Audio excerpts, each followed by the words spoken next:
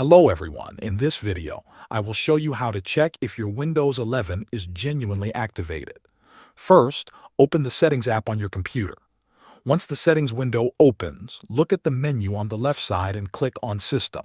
Now scroll down until you find Activation, then click on it. Inside the Activation section, you will see the activation status of your Windows 11 system.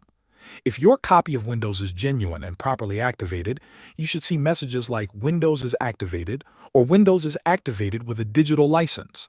Some users may also see Windows is activated with a digital license linked to your Microsoft account. This means your Windows license is connected to your Microsoft account, which can help you reactivate Windows later if you change hardware or reinstall the operating system. If you do not see any of these messages, or if Windows says it is not activated, then your system may need activation, or there could be a license problem. That's how you can quickly check if your Windows 11 is genuinely activated. Thanks for watching.